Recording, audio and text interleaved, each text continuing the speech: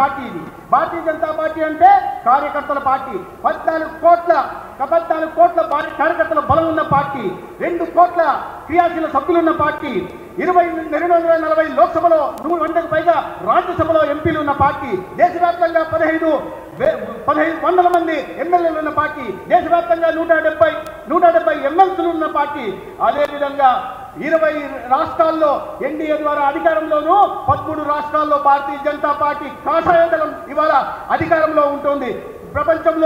ప్రపంచంలోనే అతి పెద్ద రాజకీయ పార్టీ మనమే, ప్రపంచంలోనే అతి పెద్ద సంఖ్యలో కార్యకర్తలు ఉన్న పార్టీ కూడా మనమే.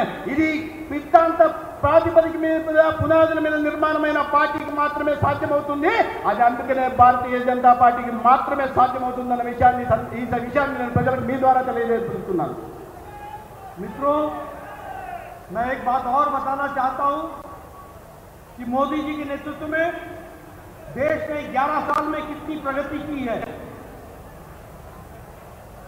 इन 2014 में के शुरुआत में भारत 11वीं नंबर की इकोनॉमी था, 11th नंबर की इकोनॉमी.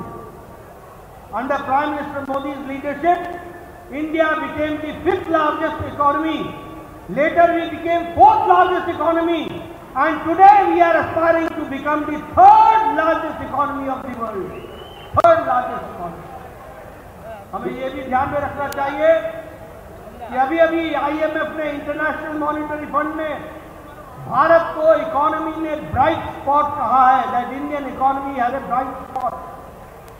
हमें ये भी ध्यान में रखना चाहिए कि अभी जीएसटी का नेक्स्ट जनरेशन रिफॉर्म्स, जीएसटी 2.0 में जो रिफॉर्म्स हुए हैं, उस रिफॉर्म ने भारत की जनता के लिए मोदी से नई दीपावली का और दशहरा का तोहफा प्रधानमंत्री मोदी जी ने दिया है.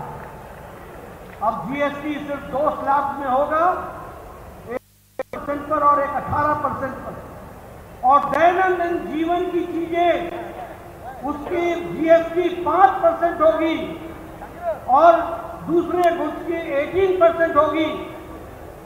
और हेल्थ के बारे में, हेल्थ और लाइफ इंश्योरेंस, इसकी जीएसटी 0 होगी. इस बात को भी हमको ध्यान में रखना चाहिए. ये जनता का प्रयास प्रधानमंत्री मोदी ने किया.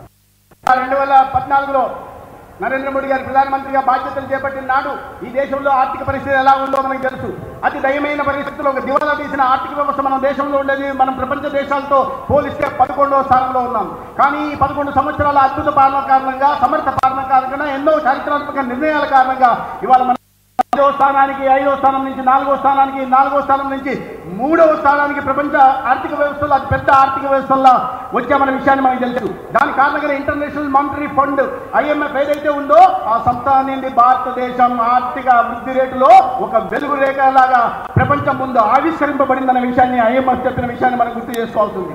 అదేవిధంగా రాబోయే తరానికి ఈ GST 2.0 తీసుకొచ్చి, సంస్కరణలు తీసుకొచ్చి వారి జీవితాల్లో వెలుగులు నింపడం కోసం, ప్రతి ఒక్కరి జీవన ప్రమాణాలు పెంచడం కోసం ఇవాళ GST 2.0 రాబోయే తరానికి మేలు చేయడానికి ఇవాళ సంస్కరణలు తీసుకోవడం జరిగింది.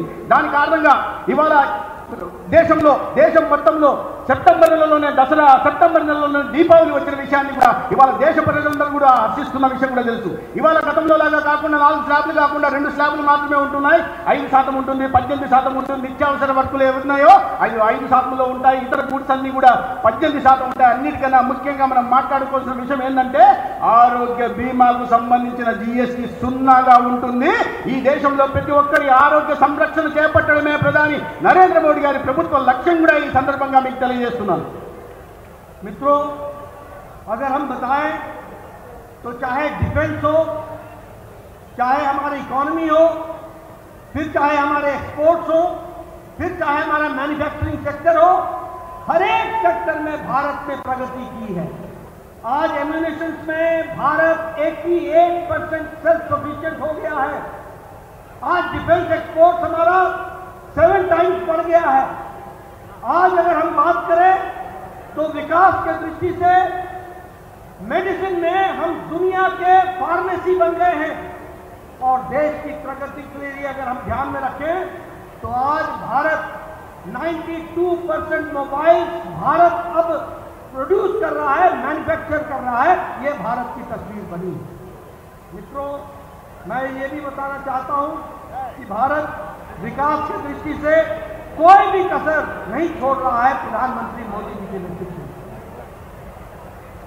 మిత్రులారా, ఈ గత 11 సంవత్సరాల్లో అనేక రంగాల్లో, అది రక్షణ రంగం కావచ్చు, ఎగుమతులు కావచ్చు, లేదా తయారీ రంగం కావచ్చు, మనం అద్భుతమైన ప్రగతిని సాధించాం. దాని కారణంగానే ఇవాళ 28% స్వయం సమృద్ధిని సాధించాం. రక్షణ రంగంలో 7 రెట్లు ప్రగతిని సాధించాం. అదేవిధంగా ఒక ప్రపంచం ముందర మందుల తయారీ విషయంలో అత్యధిక దేశాలకు మనం ఇవాళ ఎగుమతులు చేస్తూ ఒక ఫార్మసీ సెంటర్గా కూడా ప్రపంచ దేశాలకు కూడా మందుల తయారీ హబ్బుగా కూడా మన భారతదేశం తయారైంది. అదేవిధంగా అభివృద్ధిలో అన్ని రంగాల్లో కూడా ఈ దేశాన్ని పరిగెలు పట్టించే ప్రయత్నం జరుగుతూ ఉంది.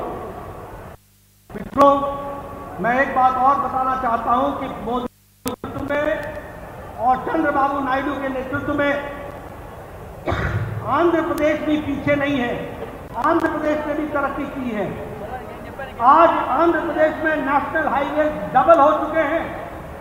आज अर्बन डेवलपमेंट में अमृत में 3,000-3,500 करोड़ रुपए खर्च हुए हैं।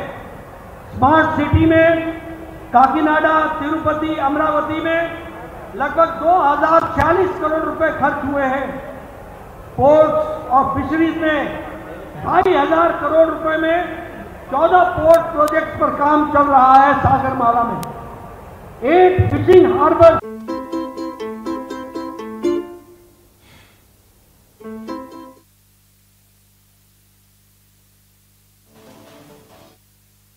IISER, नया Indian institute of management, all India institute of management medical sciences, IIPE, IIFT, NIT, central university, tribal university, CIPET, agriculture university, ये सभी की सभी प्रधानमंत्री मोदी जी के नेतृत्व में एनडीए की सरकार ने आपको दिया है, आंध्र प्रदेश को दिया है। ये हमको ध्यान में रखना है।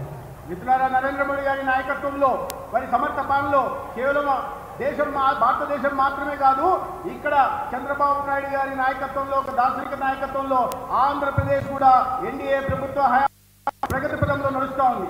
దీనికి అనేక ఉదాహరణలు ఉన్నాయి. ఇవాళ జాతీయ రహదారులు చూస్తే పెద్ద ఎత్తున దాదాపు 9,000 కిలోమీటర్ల రహదారుల నిర్మాణం జరుగుతుంది. ప్రధానమంత్రి గ్రామ సడక్ యోజన కింద ప్రతి గ్రామానికి దాదాపు 3,300 కిలోమీటర్ల రహదారి సౌకర్యం కలిగింది. అదేవిధంగా అమృత్ పథకం కింద Atal mission for rural reservation and urban transformation కింద ఈ రాష్ట్రంలో 3,334 కోట్లతో 32 మున్సిపాలిటీల్లో అభివృద్ధి కార్యక్రమాలు జరుగుతున్నాయి. ఇక స్మార్ట్ సిటీకి వస్తే ఇవాళ 4 స్మార్ట్ సిటీల్లో 2,000 చొప్పున ఇవాళ అభివృద్ధి కార్యక్రమాలకు చెప్పించడం జరిగింది. సాగరమాలకు సంబంధించి 14 కోట్లను 2,500 కోట్లను నిర్మాణం చేస్తున్నాం. అదేవిధంగా 8 ఫిషింగ్ హార్బర్లు కానీ 3 ఫిష్ ల్యాండింగ్ సెంటర్లను కానీ రాష్ట్ర వ్యాప్తంగా నిర్మాణం జరుగుతోంది. అదేవిధంగా విశాఖపట్నం